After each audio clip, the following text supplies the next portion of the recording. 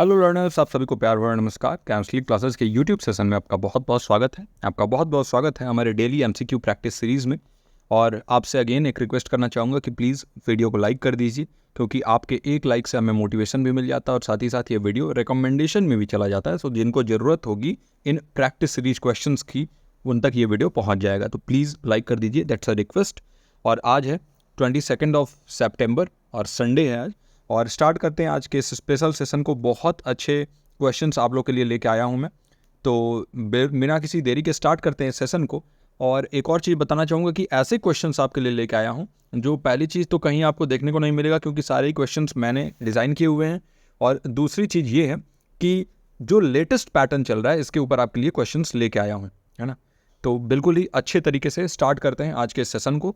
और important session है, like जरूर करिए और साथ ही साथ नीचे कमेंट करके बताइएगा कि आज के ये क्वेश्चंस आपके लिए कितने हेल्पफुल रहे हैं, क्योंकि बिल्कुल एग्जाम ओरिएंटेड और जैसे सीक्वेंस वाले क्वेश्चंस पूछे जा रहे हैं ना एग्जाम में, वैसे ही सारे क्वेश्चंस लेके आया हूं मैं। तो पहला क्वेश्चन हमारे पास है, which of the following is the correct sequence of committees and commissions that contributed to higher education policy development in India. यानी अगर हम बात करें उच्च शिक्षा नीति विकास में, तो इसमें योगदान देने वाली जो समितियां हैं, जो आयोग हैं, इनका निम्नलिखित में से कौन सा सही क्रम है, सीक्वेंस है। और अगेन मैंने बोला ही कि सीक्वेंस वाले क्वेश्चंस बहुत ज़्यादा पूछे जा रहे हैं, इसीलिए इन क्वेश्चंस को डिज़ाइन किया गया है ताकि आप जो है वो इस टाइप के क्वेश्चंस को आसानी से सॉल्व कर सकें। जितना हम प्रैक्टिस करेंगे उतना ज़्यादा बेहतर होते जाएंगे। तो देखिए यहाँ पर ऑप्शंस भी दिया हुआ है। दो चीज़ है, एक तो इसमें कंफ्यूज मत होइएगा, जहाँ पर भी नेशनल पॉलिसी ऑन एजुकेशन लिखा हो तो इसको आप मानिएगा 1968, 1986 और 1992 जो रिवाइज्ड वाला था, वो तीनों इसी के अंदर आ जाएगा, नेशनल पॉलिसी ऑन एजुकेशन। और जहाँ पर ये नेशनल एजुकेशन पॉलिसी लिखा है इसको आप 2020 मान लीजिएगा, है ना। ये आपका 2020 वाला है, ये आपका 2020 वाला है। और जो नेशनल पॉलिसी ऑन एजुकेशन है वो आपका जो है 1968, 86 और 92 वाला है, एक ही में वो मैंने किया हुआ है वैसे। तो ऑप्शंस कुछ यूँ हैं, देखिए पहला है कोठारी कमीशन, दूसरा है नेशनल पॉलिसी ऑन एजुकेशन जो 68, 86 ये दोनों इसमें कवर हो जाएंगे, तीसरा है नेशनल नॉलेज कमीशन और चौथा है नेशनल एजुकेशन पॉलिसी 2020। फिर अगेन यहाँ पर नेशनल पॉलिसी ऑन एजुकेशन पहले आ गया, फिर कोठारी कमीशन सेकंड पे, नेशनल नॉलेज कमीशन तीसरा और नेशनल एजुकेशन पॉलिसी 2020 लास्ट। तीसरा है नेशनल नॉलेज कमीशन पहले पे, national policy on education second, Kothari commission third और नेशनल एजुकेशन पॉलिसी जो है ये 2020 वाला ये लास्ट। और चौथा है आपका नेशनल एजुकेशन पॉलिसी 2020 जो है ये पहला, और इसके बाद national knowledge commission, national policy on education और कोठारी कमीशन। तो देखिए ये तो वैसे ही हट गया। 2020 जो है ये सबसे लास्ट में आना चाहिए, यानी नेशनल एजुकेशन पॉलिसी 2020 लास्ट में आना चाहिए, तो ये तो पहले दे दिया है, तो ये ऑप्शन ऐसे ही हमने हटा दिया। जो भी आपका आंसर हो वो जरूर नीचे कमेंट सेक्शन में लिखिएगा, है ना। ऐसे क्वेश्चन नंबर याद रखिए, क्वेश्चन नंबर यहाँ पर अभी मेंशन करना मैं थोड़ा भूल गया हूँ, तो ये क्वेश्चन नंबर 1 है, तो आप ऐसे लिख सकते हैं क्वेश्चन 1 और इसके बाद ऑप्शंस लिख के और कमेंट सेक्शन में आप जरूर दीजिएगा। आप लोग के सारे ही जो भी आंसर आप देते हो वो सब मैं देखता हूँ, है ना। तो ये हो गया। अगर इसके सही क्रम के बारे में बात करें तो सबसे पहले हमें ये पता करना होगा कि कौन सा कमीशन और कमेटी किस ईयर में आया हुआ था। तो आपको पता होना चाहिए कि जो कोठारी कमीशन है वो कोठारी कमीशन आया था 1964 टू 66, इसका टाइम रहता है।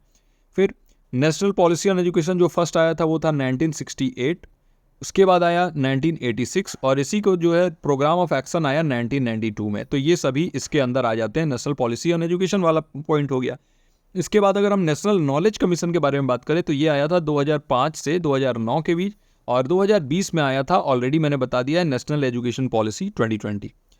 तो इस हिसाब से अगर हम देखें तो हमारा जो पहला ऑप्शन है यही करेक्ट हो जाएगा। कोठारी कमीशन जो है ये 1964 टू 66 में आया था, तो पहले तो ये हो गया। दूसरा नेशनल पॉलिसी ऑन एजुकेशन हो गया जो 68, 86 वाला इसमें इंक्लूड हो जाएगा। तीसरा नेशनल नॉलेज कमीशन जो कि 2005 से 2009 के बीच में आया था, और चौथा नेशनल एजुकेशन पॉलिसी 2020 ये लास्ट में आया था। बाकी सभी ऑप्शंस जो है वो इसका सीक्वेंस गलत है। तो आई होप कि ये क्वेश्चंस आपको अच्छे से समझ में आया हो और अच्छे से आपने सॉल्व किया हो इसको।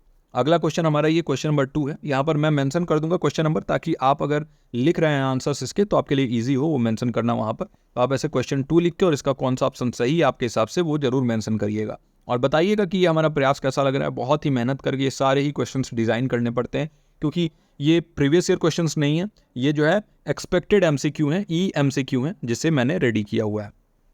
क्वेश्चन है, which of the following sequences represents the correct steps in the process of data transmission over a network. तो बताइए कि निम्नलिखित में से कौन सा क्रम किसी नेटवर्क पर डेटा ट्रांसमिशन की प्रक्रिया में सही चरणों का प्रतिनिधित्व करता है। इसमें भी आपको सीक्वेंस सही बताना है। और ये किसके बारे में है? डेटा ट्रांसमिशन एक नेटवर्क के ऊपर आप कर रहे हैं तो उसमें है। ऑप्शंस आपके पास हैं, पहला डेटा एनक्रिप्शन, दूसरा डेटा ट्रांसमिशन, तीसरा डेटा डिक्रिप्शन और चौथा डेटा प्रोसेसिंग। दूसरा ऑप्शन है डेटा प्रोसेसिंग, फिर उसके बाद डेटा एनक्रिप्शन, फिर डेटा ट्रांसमिशन, फिर डेटा डिक्रिप्शन। तीसरा ऑप्शन है data transmission, data encryption, data decryption और फिर डेटा प्रोसेसिंग। और चौथा है data processing, data transmission, data encryption, data decryption. बताइए इनका करेक्ट सीक्वेंस या करेक्ट स्टेप क्या होगा? तो सबसे पहले देखिए, डेटा ट्रांसमिशन में हम क्या करते हैं, डेटा को सबसे पहले हम प्रोसेस करते हैं और फिर इसको हम कन्वर्ट करते हैं सूटेबल फॉर्मेट में, याद रखिएगा। और बहुत लोग इसमें कंफ्यूज हो जाते हैं ना। तो सबसे पहले आप डेटा को क्या करते हैं, प्रोसेस करते हैं। आपके पास रॉ डेटा होता है, कच्चा डेटा हम कह सकते हैं, इसको हम प्रोसेस करते हैं। प्रोसेस करने के बाद इसको हम कन्वर्ट करते हैं किस चीज़ में, सूटेबल फॉर्मेट में, ताकि इसको ट्रांसमिट किया जा सके, है ना। इसी सूटेबल फॉर्मेट में कन्वर्ट करने को हम क्या कहते हैं, एनक्रिप्शन कहते हैं। ओके, तो सबसे पहले डेटा प्रोसेस होगा। तो कहाँ पर डेटा प्रोसेसिंग पहले आ रहा है, ये देखिए, ये तो डेटा एनक्रिप्शन पहले कर रहा है, तो ये वाला पहले ही हट गया, ये लास्ट में डेटा प्रोसेसिंग कह रहा है। और ये डेटा ट्रांसमिशन पहले ही कर दे रहा है, यानी कि ये कह रहा है कि पहले ही आप ट्रांसमिट कर दोगे, ये भी गलत हो गया, यहाँ भी डेटा प्रोसेसिंग लास्ट में आ रहा है। अब दो ऑप्शन हमारे पास बचे, 2 और 4, और इन्हीं में से हमें सही उत्तर ढूंढना है। तो देखिए, डेटा प्रोसेसिंग के बाद हमने देखा कि इसको हम कन्वर्ट कर रहे हैं सूटेबल फॉर्मेट में, तो ट्रांसमिशन थोड़ी हो रहा है, इससे पहले एनक्रिप्शन हो रहा है। एनक्रिप्शन में आप क्या करते हो, इसको एक ऐसे फॉर्मेट में करते हो कि जिसको जहां तक आपको पहुंचाना है उस डेटा को वहां तक पहुंचे, तभी वो उस चीज को डिक्रिप्ट करके और मैसेज को पढ़ पाए, बीच में इसको कोई पढ़ ना पाए। इसको हम कहते हैं एनक्रिप्शन, ये एक तरीके का लॉक आप कह सकते हैं। और सेकंड जो स्टेप होगा वो डेटा एनक्रिप्शन ही होगा। और तीसरा स्टेप आप भेज देते हो उस डेटा को, है ना, तो ये आपका हो जाएगा डेटा ट्रांसमिशन। और फिर इसके बाद जो है डेटा डिक्रिप्शन जो है, ये लास्ट स्टेप हो जाएगा। तो सेकंड ऑप्शन जो है इसका करेक्ट हो जाएगा। ओके, सेकंड ऑप्शन आपका करेक्ट हो गया।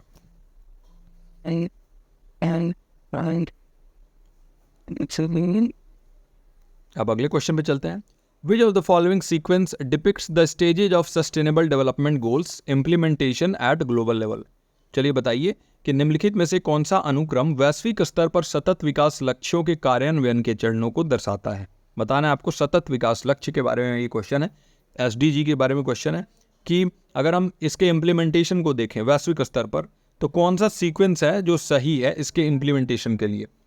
तो सबसे पहला है कि आप गोल सेट करते हैं, फिर नेशनल एक्शन प्लान्स, और फिर मॉनिटरिंग करते हैं, इवैल्यूएशन करते हैं, और फिर रिपोर्टिंग करते हैं। ये आपका पहला ऑप्शन हो गया।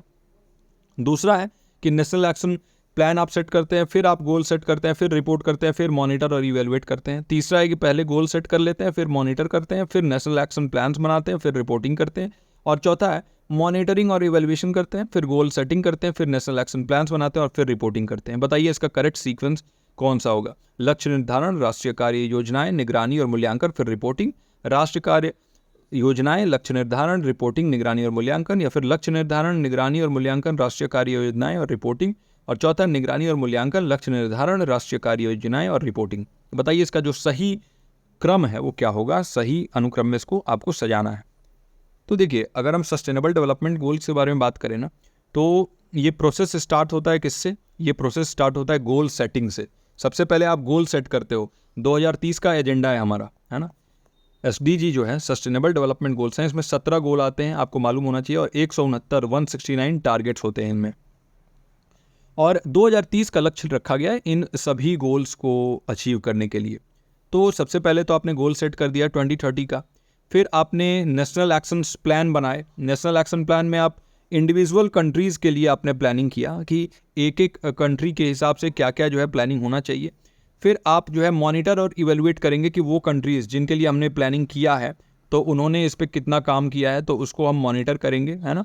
मॉनिटरिंग होगा और इवेल्यूएशन होगा उनके काम का, कि भाई मूल्यांकन करेंगे कि कितना जो है वो सफल रहे, और ये रेगुलरली हम करेंगे ताकि उनके प्रोग्रेस को ट्रैक कर सके। और फिर वो कंट्रीज़ जो हैं वो अपने अचीवमेंट्स को रिपोर्ट करेंगी, जो भी कंट्रीज़ को हमने लक्ष्य दिया है वो अपने अचीवमेंट्स को रिपोर्ट करेंगी कि कितना जो है उनका अचीवमेंट रहा, तो रिपोर्टिंग लास्ट में आएगा। तो देखिए रिपोर्टिंग लास्ट में तो एक इसमें आ रहा है, एक इसमें आ रहा है और एक इसमें आ रहा है, तो ये सेकंड वाला तो वैसे ही आपका जो है हट गया, तो ये नहीं होगा। इसके बाद सबसे पहले हमने बोला गोल सेटिंग वाला पार्ट, यानी 2030 का हमने गोल रखा है ना, तो फर्स्ट पे गोल सेटिंग आएगा, तो ये भी हट गया, यहाँ पर मॉनिटरिंग वाला फर्स्ट में आ रहा है। अब दो हमारे पास बचा फर्स्ट और थर्ड। देखिए मैं कैसे यहाँ पर एलिमिनेट करता हूँ और फिर आपको क्वेश्चन को समझाता हूँ।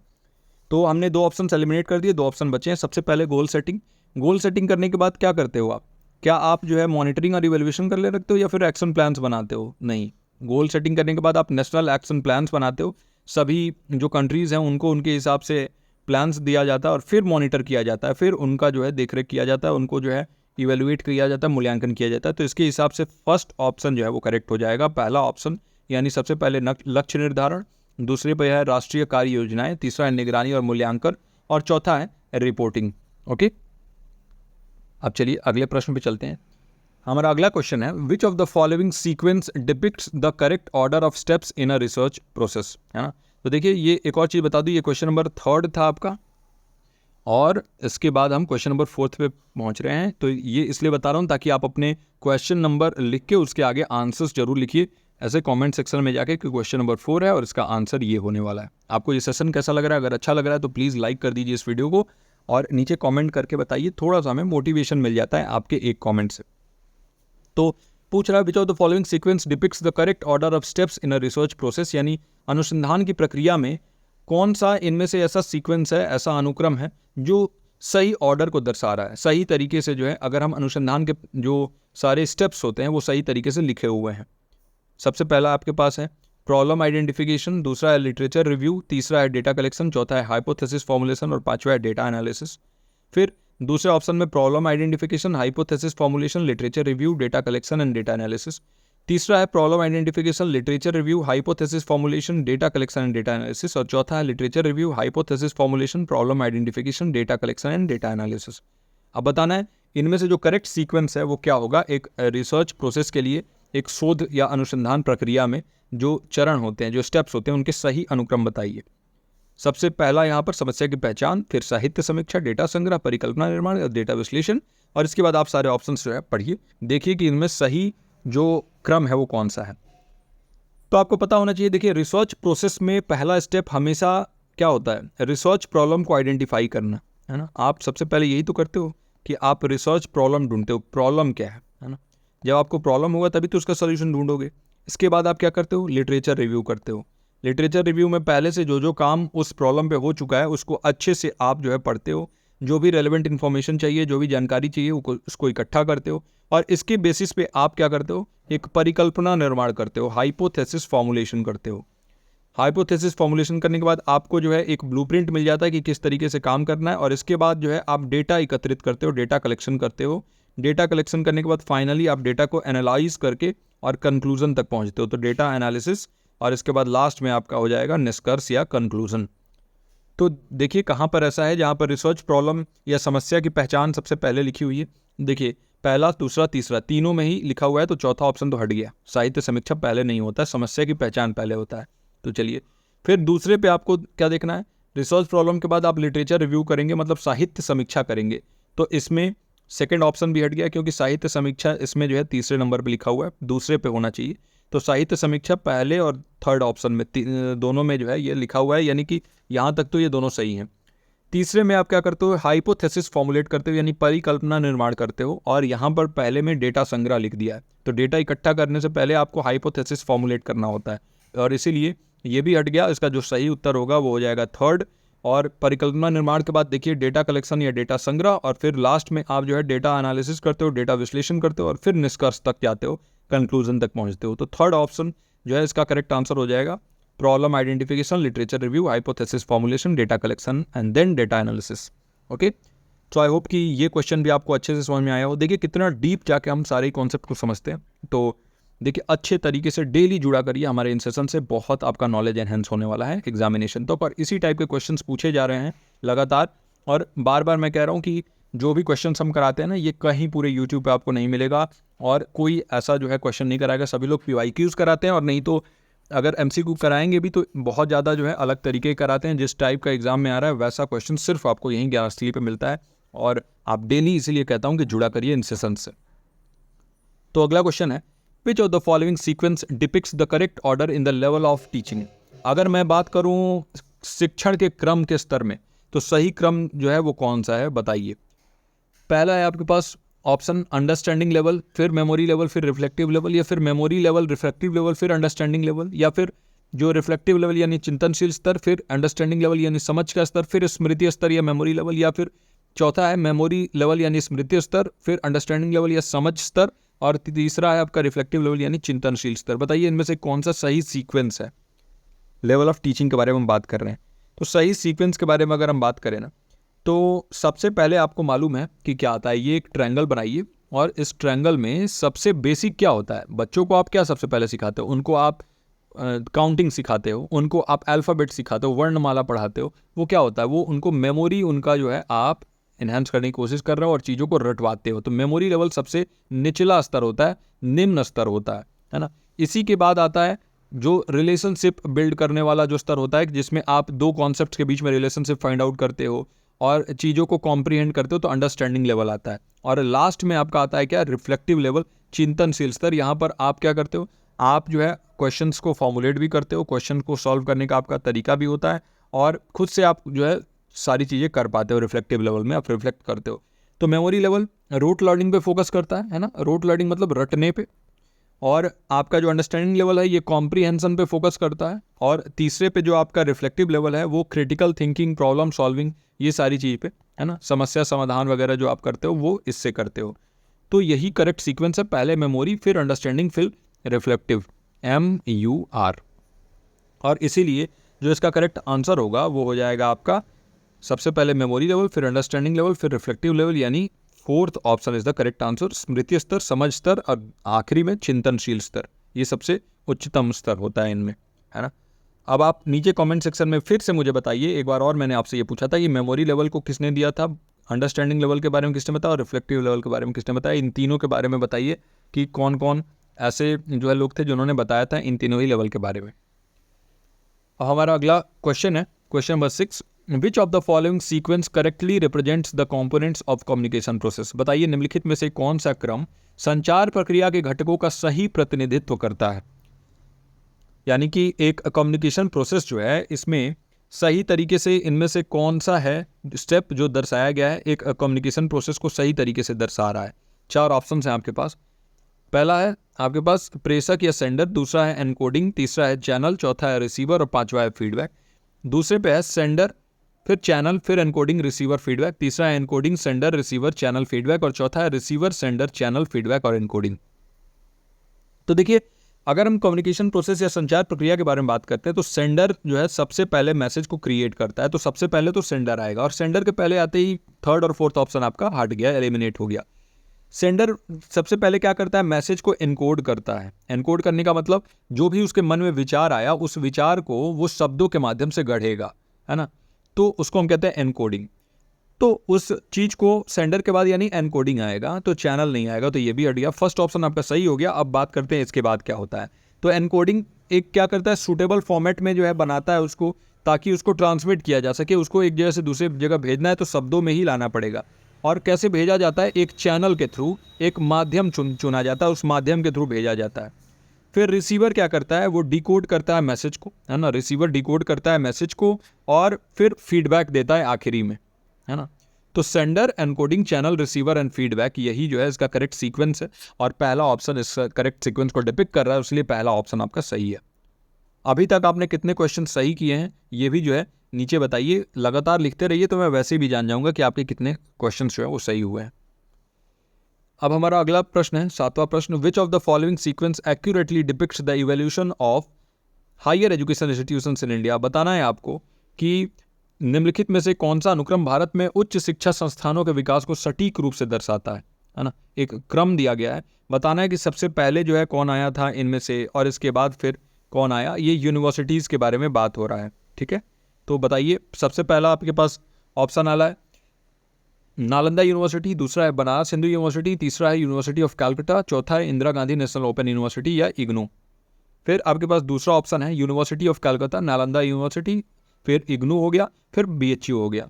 फिर तीसरा ऑप्शन है Nalanda University, University of Calcutta, Banaras Hindu University और Indira Gandhi National Open University, और चौथा है BHU, फिर नालंदा यूनिवर्सिटी, फिर यूनिवर्सिटी ऑफ कलकत्ता, फिर इग्नू। बताइए इनमें जो करेक्ट सीक्वेंस है वो कौन सा है, इवोल्यूशन हुआ कैसे है। तो यानी कि सबसे पहले जो आया था वो पहले आना चाहिए, और फिर इसके बाद जो है धीरे धीरे कौन कौन सा इस्टेब्लिश हुआ है उसके हिसाब से वो आने चाहिए। एक चीज़ तो आपको पता है कि नालंदा यूनिवर्सिटी जो है, इनमें से जो यहाँ पर लिखा हुआ है सबसे पहला विश्वविद्यालय था, जो लिखा हुआ है उसके बारे में बात कर रहा हूँ। तो नालंदा यूनिवर्सिटी तो पहले आना चाहिए, तो ये सेकंड ऑप्शन हट गया और ये फोर्थ ऑप्शन वैसे ही हट गया, क्योंकि यहाँ पर यूनिवर्सिटी ऑफ कलकत्ता आ रहा है, यहाँ पर BHU आ रहा है, तो ये सबसे पहले नहीं आए थे, है ना। तो ये तो आपको पता चल गया। अब इसके बाद आप बताइए क्वेश्चन नंबर 7 लिख के, और मैं आपको 10 सेकंड का समय देता हूँ और सामने में आंसर लिखिए कि कौन सा सही होगा, है ना।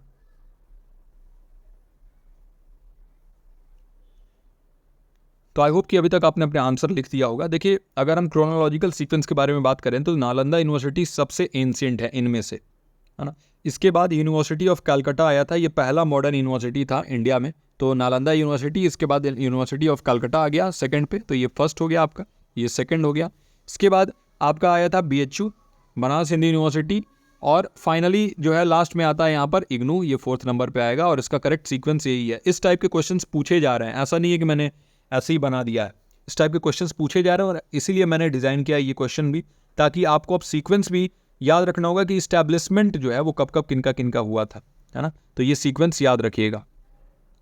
अब इसके बाद अगले क्वेश्चन पे चलते हैं। हमारा अगला क्वेश्चन है, which of the following sequence represents the correct order of development of computer generation. ये क्वेश्चन नंबर 8 है आपका, तो ये क्वेश्चन 8 लिख के और सामने में ऑप्शंस लिखिएगा। बताना है आपको कि निम्नलिखित में से कौन सा क्रम कंप्यूटर पीढ़ियों के विकास के सही क्रम को दर्शाता है ना। पहला है आपके पास वैक्यूम ट्यूब, दूसरा है ट्रांजिस्टर, तीसरा है इंटीग्रेटेड सर्किट्स और चौथा है माइक्रो प्रोसेसर। फिर दूसरे में ट्रांजिस्टर्स, फिर वैक्यूम ट्यूब्स, फिर माइक्रो प्रोसेसर, फिर इंटीग्रेटेड सर्किट्स। तीसरा है micro processor, integrated circuit, transistor और वैक्यूम ट्यूब, और चौथा है vacuum tube, integrated circuit, transistors और माइक्रो प्रोसेसर्स।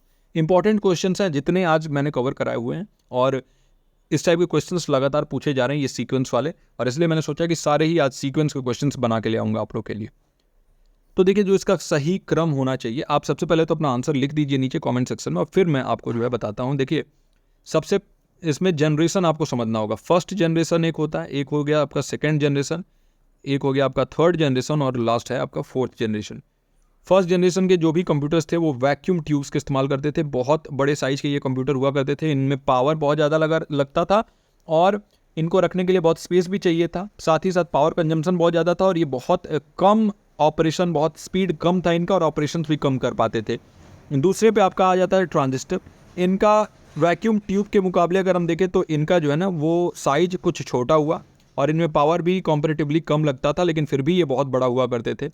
फिर इसके बाद थर्ड जनरेशन में आया IC, जिसे हम इंटीग्रेटेड सर्किट भी कहते हैं, IC, और इसमें जो है काफ़ी छोटे हो गए कंप्यूटर्स, है ना। कंप्यूटर ऐसे हो गए कि जिनमें आप जो है जिनको यूज कर सकते हैं अपने घर में, डेस्कटॉप वगैरह इन सभी में। और फिर आखिरी में आया माइक्रो प्रोसेसर्स, और अब तो कंप्यूटर्स इतने छोटे हो गए हैं जैसे आपके पॉकेट में भी आ जाएंगे, आपका मोबाइल भी एक कंप्यूटर ही है ना। तो इसका जो करेक्ट सीक्वेंस होगा, पहले पे वैक्यूम ट्यूब आएगा, है ना, दूसरे पे आएगा ट्रांजिस्टर, तो ये हो गया आपका फर्स्ट ऑप्शन सही लग रहा है यहाँ पर। पहले वैक्यूम ट्यूब, दूसरे पे ट्रांजिस्टर, थर्ड पे आएगा IC, और फोर्थ पे आपका आ गया माइक्रो प्रोसेसर। तो फर्स्ट ऑप्शन जो है इसका करेक्ट हो गया, है ना, कि vacuum tube first generation, second generation transistor, third generation integrated circuits, और फोर्थ जनरेशन आपका हो गया माइक्रो प्रोसेसर्स। तो आई होप कि आज के ये सभी क्वेश्चंस आपके लिए बहुत हेल्पफुल रहे हों। बहुत ही अच्छे क्वेश्चंस आप लोग के लिए लेके आया था मैं। कुछ 8 क्वेश्चंस हमने किए, लेकिन अलग क्वेश्चंस थे डेली जो हम करते हैं उनसे। और बताइएगा कि क्या इसी टाइप के क्वेश्चंस हम कंटिन्यू रखें क्या, जो आपके एग्जामिनेशन में पूछे जा रहे हैं। थोड़ा ज़्यादा एफर्ट लगता है मुझे इन क्वेश्चंस को बनाने में, लेकिन मैं चाहता हूं कि आपका जो है ज़्यादा हेल्प हो, और इसके लिए मैं इस टाइप के क्वेश्चंस को लेके आता हूं। इस टाइप के क्वेश्चंस आपको यूट्यूब पर और कहीं नहीं मिलेगा, तो डेली जुड़िए हमारे इन सेशन से। अभी तक आपने सब्सक्राइब नहीं किया तो प्लीज़ सब्सक्राइब आवर चैनल, और इसके साथ साथ वीडियो को जरूर लाइक करके जाइएगा, और अपने स्टडी ग्रुप्स में शेयर भी कर दीजिए। नीचे कमेंट सेक्शन जरूर छोड़िएगा कि आज का ये क्लास आपको कैसा लगा। मैं मिलता हूँ आपसे अगले लेक्चर में। टिल देन आप अपना और अपनों का ख्याल रखिए। नमस्कार।